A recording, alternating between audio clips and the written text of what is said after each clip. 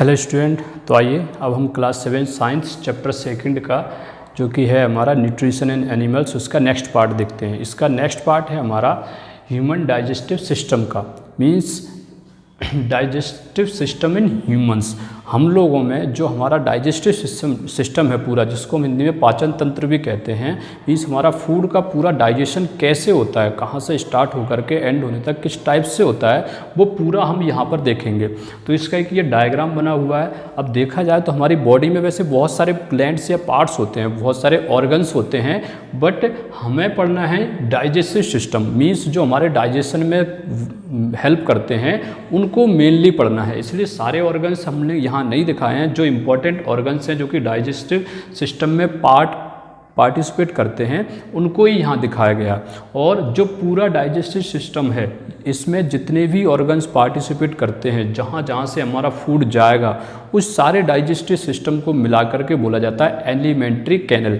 Alimentary canal या guts भी उसको बोला जाता है, गट। क्योंकि क्या होता है कि हमारा जो फूड है यहाँ से मुख से माउथ से एंटर करने के बाद ईसोफेगस से जाते हुए यहाँ पर लिवर से फिर स्मॉल इंटेस्टाइन से लार्ज इंटेस्टाइन से यहाँ रेक्टम और फिर इस एनस के द्वारा बाहर निकाल दिया जाता है। तो इतना फूड ट्रेवल करता है। तो देखा जाए तो ये कैनल टाइप से है पूरी बॉडी में, हमारी में एक नहर जैसी कैनल बन गई है, तो उसके थ्रू फूड हमारा जाता है पूरा। तो इसलिए इसको एलिमेंट्री कैनल या गट बोला जाता है। अब इसके हम लोग सबसे पहले पार्ट देखते हैं, फिर डाइजेशन कैसे होता है उसको देखेंगे। तो सबसे पहला अगर हम लोगों का पार्ट देखा जाए तो माउथ आता है, मुंह। जो फूड हम इनटेक करते हैं वो मुंह के द्वारा इनटेक करते हैं हमारे माउथ से। तो यहीं से हमारा फूड का डाइजेशन भी स्टार्ट हो जाता है अगर देखा जाए तो। सबसे पहला वर्क जो रहेगा वो रहेगा फूड को, जो हमारा फूड होता है, बड़े बड़े ग्रास हम लोग लेते हैं, उस ग्रास को जो है ना छोटे छोटे पार्ट्स में डिवाइड करने का या काटने का वर्क कौन करता है? हमारे टीथ करते हैं, मोलर, प्रीमोलर्स, और ये सारे हमारे जो टीथ हैं वो उसको छोटे छोटे पीसेस में तोड़ने का काम करते हैं। इसी टाइम पर जब हमारा फूड जो है टीथ के द्वारा तोड़ा जाता है, उसी टाइम पर हमारी जो ग्लैंड्स होती हैं, कौन सी ग्लैंड? Salivary glands. ये हमारे दो यहाँ पर नीचे की तरफ रहेंगे और एक थोड़ा पीछे की तरफ रहती है हमारे माउथ में। 3 सैलिवरी ग्लैंड्स रहती है हमारी, ये तीनों सैलिवरी ग्लैंड्स। ये देखिए 2 यहाँ पर हैं, ये नीचे यहाँ, और एक हमारे पीछे की तरफ है। तो ये तीनों मिलकर के सैलिवरी ग्लैंड्स कहलाती है। तो जब हम फूड इनटेक करते हैं उसी टाइम पर ये जो सैलिवरी ग्लैंड्स क्या करती है, एक वाटरी सब्सटेंसेस को रिलीज़ करती है। वाटरी सब्सटेंस जो आपने देखा भी होगा, जो हम कोई स्वादिष्ट खाना खाते हैं या फिर खाना अगर पास में भी रखा हुआ तो कहते हैं ना हमारे मुंह में लार आ जाना, तो वही सलाइवा सीक्रेट करती है। वो सलाइवा हमारा क्या करती है, उस फूड को सबसे पहले तो क्या करती है, वाटरी उसको मीडियम प्रोवाइड कराती है, जिससे कि फूड जो है थोड़ा सा लसलसा हो जाता है, बिल्कुल म्यूकस टाइप से हो जाता है। तो सलाइवा का वो वर्क रहता है कि फूड को वाटरी सब्सटेंसेस से मिक्स करा देती है, जिससे कि फूड को हम लोगों को इनटेक करना आसान हो जाता है, अंदर ले जाना आसान हो जाएगा। प्लस उसी टाइम पर जो सलाइवा है वो क्या करती है, जो हमारे फूड में जो फूड है हमारा, उसमें जो कार्बोहाइड्रेट्स रहते हैं, कार्बोहाइड्रेट्स का डाइजेशन भी वहीं से स्टार्ट करा देती है। इसलिए भी मैंने कहा था कि जैसे ही हम फूड खाते हैं उसी टाइम से उसका डाइजेशन भी स्टार्ट हो जाता है। तो यहाँ से फूड पहला हमारा जो ग्लैंड्स था वो देखा हमने, सैलिवरी ग्लैंड्स हैं। अब नेक्स्ट अगर आए हम लोग तो यहाँ पर अगला ग्लैंड हमें मिलता है यहाँ पर स्टोमक, जो हमारा है स्टोमक। ये एक ग्लैंड आती है जो कि फूड में हमारे डाइजेशन में बहुत इंपॉर्टेंट रोल प्ले करती है। ये क्या करती है, ये भी जूसेस को सीक्रेट करती है। ये ऑरेंज जूस या लेमन जूस वाले जूसेस नहीं, ये स्पेशल डाइजेस्टिव जूसेस रहते हैं जो कि हमारे फूड को डाइजेस्ट करने में हेल्प करते हैं। तो जो हमारी स्टोमक है जो हमारा, वो भी कई सारे जूसेस को सीक्रेट करता है। तो फूड हमारा क्या होगा, यहाँ से आया पूरा, इसके थ्रू ये जो एक पाइप लाइक स्ट्रक्चर दिख रहा है आपको, ये देखिए ये पाइप लाइक स्ट्रक्चर, इसको ईसोफेगस बोला जाता है। स्पेलिंग पे ध्यान देना, ओ से स्टार्ट होती है बट इसको ईसोफेगस बोला जाता है। इसको हिंदी में ग्रास नली भी बोलते हैं। अब ये जो होता है ये पाइप लाइक स्ट्रक्चर, ये स्पेशल इसका फंक्शन रहता है ये हमारे जो मुंह है, ये हमारा ये मुंह है, यहीं से स्टार्ट होकर के और यहाँ तक जाती है हमारे पूरा इसमें। अब इसमें क्या होता है, फूड एक स्पेशल टाइप से जाता है यहाँ पर, और ये एक पाइप लाइक रहती है, पाइप जैसे रहता है हमारा, लेकिन उसमें जो फूड जाएगा हमारा वो ऐसे नहीं कि अब जैसे पाइप रहता है, पाइप में तो कोई चीज़ ऊपर डालो सट से नीचे चली जाती है, लेकिन हमारी ये ऐसे नहीं रहती है, ये ईसोफेगस का ऐसा नहीं रहता है, मस्कुलर वॉल्स रहती है इसमें। तो इसमें क्या रहता है कि इसका कॉन्ट्रैक्शन और रिलैक्सेशन होता है, इसमें कॉन्ट्रैक्शन रिलैक्सेशन होता है, तब फूड उसी प्रोसेस से नीचे जाता है। नहीं तो क्या होता, अब मान लीजिए अगर पाइप है, सीधा पाइप है, इसमें हम कोई चीज़ डालेंगे तो नीचे से एकदम से निकल जाएगी। अगर ये ऐसा होता तो उस टाइम पे मान लीजिए कोई बच्चा या कोई भी सो रहा है, तो अगर वो ऐसा होता उस टाइम पे उसकी ईसोफेगस, तो इसमें से हो सकता है अगर उसकी गर्दन थोड़ी नीचे रहती तो फूड जो है वो नीचे नहीं जा पाता। या फिर कोई उल्टा लटका हुआ है, थोड़ा बहुत उल्टा हो रहा है, तो उस टाइम पर भी हमारा फूड इनटेक नहीं हो पाता। तो उसके लिए क्या किया ईश्वर ने, जब हमें बनाया तो उसी टाइम पर स्पेशल हर फंक्शन रखा गया है पूरा बॉडी में कि कुछ भी गलत ना हो। तो क्या होता है उसमें कॉन्ट्रैक्शन रिलैक्शन, तो उस टाइप से फूड जो है प्रेशर से अंदर जाया जाता है फिर उसमें, इसलिए फूड जो है बाहर नहीं आता है, एक प्रेशर होता है ऐसे, यहाँ पे फूड आया, फिर यहाँ पे ये कॉन्ट्रैक्ट हुई तो उसने उसको नीचे पहुँचाया, फिर नीचे कॉन्ट्रैक्शन होगा, फिर रिलैक्सेशन होगा, तो इस टाइप से फूड फिर इस ईसोफेगस के द्वारा बाहर आता है। अब ये देखिए, ये इसको ईसोफेगस को फूड पाइप भी बोलते हैं, फूड पाइप रहता है क्योंकि इससे फूड अंदर जाता है। लेकिन हम जानते हैं कि हमारे मुंह से हम क्या हवा भी अंदर लेते हैं, तो क्या हवा भी इसी से जाती है, लेकिन नहीं, जो विंड है हमारी उसके लिए विंड पाइप रहता है, हमारी बॉडी में विंड पाइप रहते हैं। तो ये दो पाइप रहते हैं, एक रहेगा विंड पाइप और एक रहेगा हमारा फूड पाइप। फूड पाइप से फूड अंदर जाएगा, विंड पाइप से विंड अंदर जाती है। लेकिन क्या कभी ऐसा हो सकता है कि जो हम फूड ले रहे हैं वो कभी विंड पाइप में चला जाए, हमारा जो विंड पाइप है जिससे हवा लेंगे, क्या उसमें जा सकता है? तो उसमें भी वो नहीं जा पाता है, क्योंकि हमारी बॉडी में है एक स्पेशल, यहीं पर यहाँ पर एक स्पेशल स्ट्रक्चर रहता है। ये क्या रहता है कि जब हमारा फूड आता है, ये इस टाइप से ऐसा रहेगा बिल्कुल, मान लीजिए इसमें ये हमारी फूड पाइप जा रहा है और यहीं पर विंड पाइप जा रहा है बिल्कुल। तो जब फूड आता है तो ये ऐसे गिर करके और किस में ओपन होगा, ये हमारे फूड पाइप में ही ओपन होती है बिल्कुल, और विंड पाइप को ये ढक देती है। तो इससे कि जो हमारा जो ग्रास है वो फूड पाइप में ही जाता है, जो हमारा फूड है वो फूड पाइप में ही जाता है, विंड पाइप में नहीं जाता। और जो विंड पाइप होती है वो हमारी बॉडी में आगे की तरफ रहती है, जो हमारा गला है उसमें आगे की तरफ विंड पाइप है, उससे पीछे की तरफ फूड पाइप रहेगी। ये हुआ। इसके बाद हमारा एक इम्पोर्टेंट रहता है स्टमक। स्टमक में फूड आएगा। स्टमक में साथ में ही एक और इम्पोर्टेंट रोल प्ले करती है, एक और एक ग्लैंड्स रहती है जिसको हम लिवर कहते हैं। ये बड़ी सी ग्लैंड, ये देखिए ये बड़ी सी ग्लैंड है लिवर, इसको हिंदी में यकृत भी बोला जाता है। ये लिवर जो है ना, ये भी कई टाइप्स के जूस, एक स्पेशल टाइप का जूस सीक्रेट करती है जिसको बाइल जूस बोला जाता है।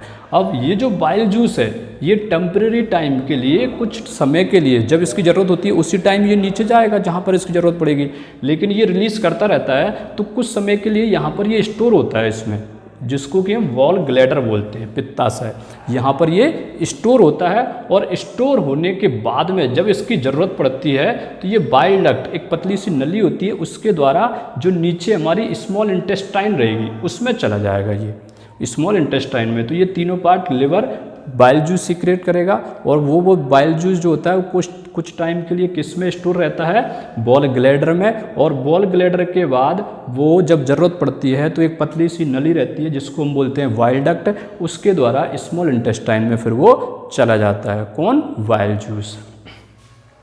तो फूड हमारा ये ग्लैंड हो गई, लिवर हो गया। अब एक और स्पेशल टाइप्स की इम्पोर्टेंट ग्लैंड रहती है जिसको हम पैंक्रियास बोलते हैं। ये यहाँ पर, ये स्टोमक के नीचे। अब इसमें क्या है कि ये स्टोमक के देखा जाए तो पीछे की तरफ रहती है, जो स्टोमक है उसके पीछे की तरफ रहती है, इसलिए ये पूरी नहीं दिख रही है इसमें।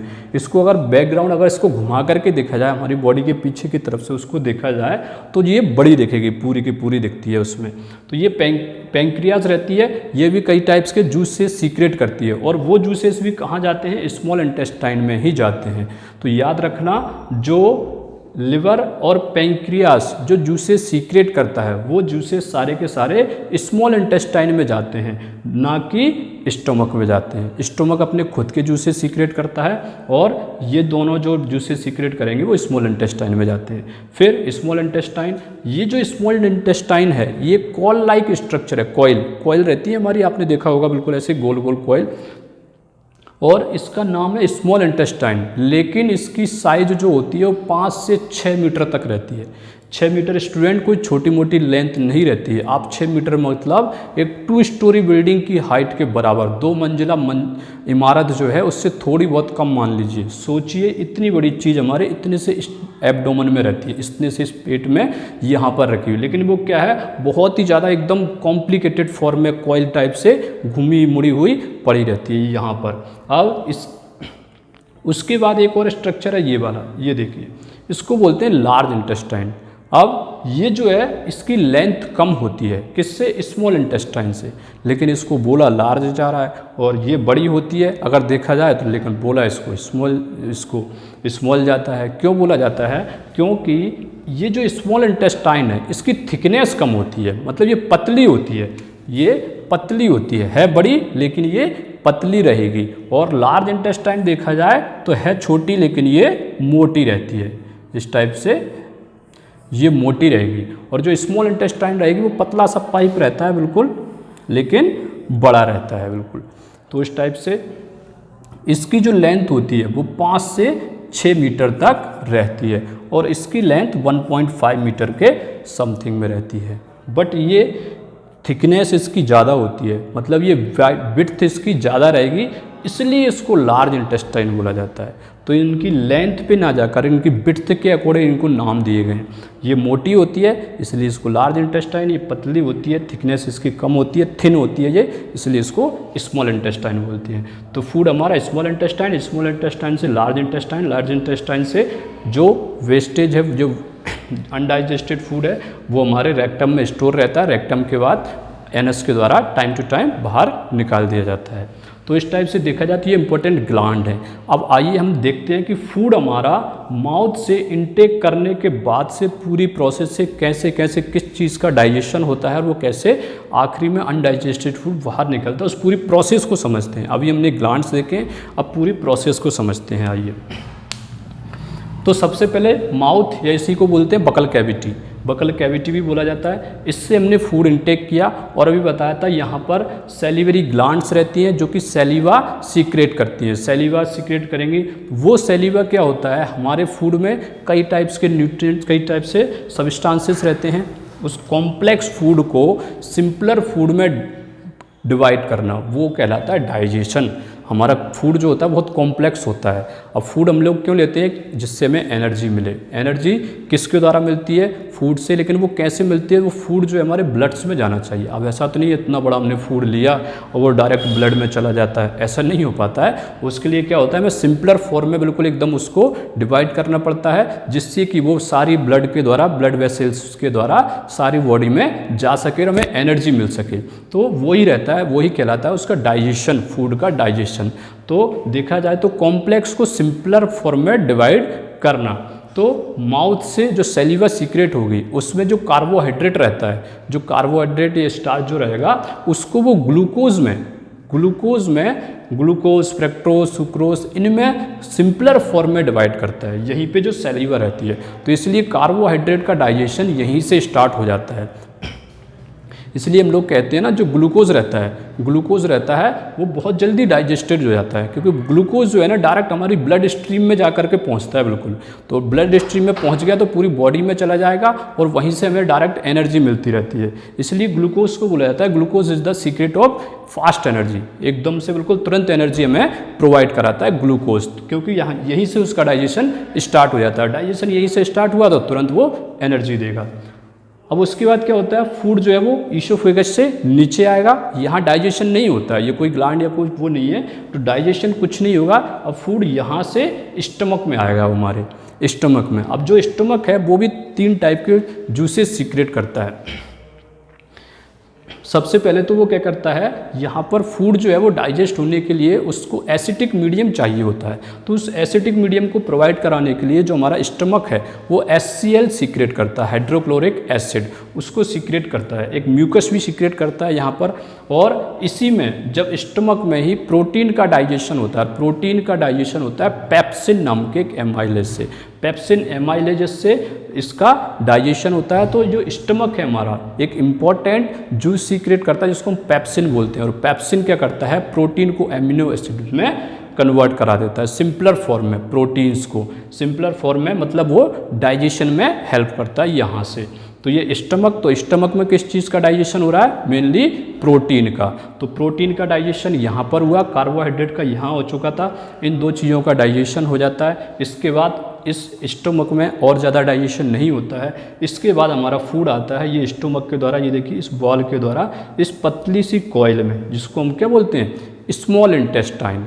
तो ये जो स्मॉल इंटेस्टाइन है, मेनली फूड का डाइजेशन यहीं पर होता है। ज़्यादातर पार्ट का फूड, जो हमारे फूड है उसका मेन पार्ट यहीं पर डाइजेस्ट होता है। अब इसके बाद जितने भी पार्ट्स जो बचे हुए हैं वो सब यहीं पर डाइजेस्ट होते हैं। अब वो कैसे डाइजेस्ट होते हैं, अभी मैंने बताया था आपको, जो लिवर है वो क्या करता है, बाइल जूस सीक्रेट करता है। तो लिवर का बाइल जूस प्लस यहाँ पर जो पैंक्रियास है वो भी पैंक्रियाटिक एमाइलेज और कई सारे जूसेस का सिक्रेशन करता है। तो वो जूस भी कहाँ पर आते हैं, इसी स्मॉल इंटेस्टाइन में। तो वो जूस यहाँ पर आएंगे। तो उसके बाद जो हमारा फूड है उसमें और जो दूसरी चीज़ें हैं, कार्बोहाइड्रेट्स का भी डाइजेशन। अब फुली कार्बोहाइड्रेट वहाँ पर भी डाइजेस्ट नहीं होता है, फुली प्रोटीन यहाँ पर भी डाइजेस्ट नहीं होता है। तो उनका डाइजेशन प्लस फैट्स जो रहते हैं, इन सब का डाइजेशन, फाइनल डाइजेशन अगर देखा जाए तो वो सब स्मॉल इंटेस्टाइन में ही होता है। तो इस स्मॉल इंटेस्टाइन में डाइजेशन होता है फूड का। अब क्या होता है, यहाँ से स्मॉल इंटेस्टाइन में डाइजेस्ट होने के बाद फूड, अनडाइजेस्टेड फूड प्लस जो वाटर रहता है उसमें, वो एंटर करते हैं इस लार्ज इंटेस्टाइन में, लार्ज इंटेस्टाइन। उसके पहले एक और चीज़ देख लीजिए कि जो स्मॉल इंटेस्टाइन है, फूड यहीं पे डाइजेस्ट हो गया, डाइजेस्ट हो गया है। तो फूड मतलब क्या है, एनर्जी देने के लिए तैयार है। लेकिन एनर्जी कैसे देगा, जब वो हमारे ब्लड में जाएगा। तो यहीं पर इसी स्मॉल इंटेस्टाइन में एक पतली पतली सी, हमारे hair like structure, finger like, ऐसी उंगलियाँ सी बनी रहती है, पतली पतली स्ट्रक्चर रहते हैं, इसको बिलीज बोलते हैं, बिलीज बोलते हैं। वो जो बिलीज रहती हैं वो ही फूड में से देखा जाए तो जो एनर्जी के लिए रहेंगे उसको एब्जॉर्बेशन, मतलब फूड का एब्जॉर्बशन का वर्क करती हैं। फूड में से जो एनर्जी रहेगी उसको एब्जॉर्ब करती हैं। और उसी के पीछे ब्लड वेसल्स रहती हैं, जो बिलीज रहती हैं उन्हीं के पीछे ब्लड वेसल्स रहती हैं और उनको वो एनर्जी वो देंगी। तो ब्लड वेसल्स से जो एनर्जी या फूड का जो डाइजेस्टेड फूड के जो सिंपलर फॉर्म्स में हुआ है डाइजेस्ट, वो ब्लड वेसल्स में जाता है और ब्लड वेसल्स फिर पूरी बॉडी में हमारी में पहुँचाती हैं और हमें एनर्जी मिलती है उस फूड के द्वारा। तो स्मॉल इंटेस्टाइन में डाइजेस्ट हुआ। अब इसके बाद क्या होता है, जो अनडाइजेस्टेड फूड है और प्लस जो वाटर है वो लार्ज इंटेस्टाइन में एंटर करते हैं और लार्ज इंटेस्टाइन में वाटर है उसका एब्जॉर्प्शन होता है। तो वाटर का एब्जॉर्प्शन कहाँ पर होता है, लार्ज इंटेस्टाइन में। तो लार्ज इंटेस्टाइन में वाटर का एब्जॉर्प्शन होगा। इसके बाद जो अनडाइजेस्टेड फूड है वो हमारा रेक्टम में स्टोर हो जाता है, रेक्टम में स्टोर हो जाता है। और जब भी हमें लगता है कि हमें अनडाइजेस्टेड फूड को बॉडी से बाहर निकालना है तो वो एनएस के थ्रू बॉडी से बाहर टाइम टू टाइमली निकाल दिया जाता है। तो इस टाइप से हमने देखा कि पूरा जो हमारा ह्यूमन डाइजेस्टिव सिस्टम है वो कैसे वर्क करता है। सारी प्रोसेस होती है, स्टेप टू स्टेप फूड का डाइजेशन होता है। तो ये आपका ह्यूमन डाइजेस्टिव सिस्टम है पूरा, इसको आप पढ़िए अच्छे से। तो जो आपका होमवर्क है, होमवर्क के लिए आपका जो शॉर्ट आंसर्स हैं, शॉर्ट टाइप जो आंसर हैं, उसका फर्स्ट क्वेश्चन करना है आपको, what is the function of saliva, saliva का क्या फंक्शन है, अभी पढ़ा था हमने। इसके बाद थर्ड क्वेश्चन है इसमें, where is the bile produced, bile कहाँ प्रोड्यूस होता है, अभी बताया था मैंने आपको वाइल जूस कहाँ प्रोड्यूस होता है। विच component of food does it digest, ये किसको डाइजेस्ट करता है।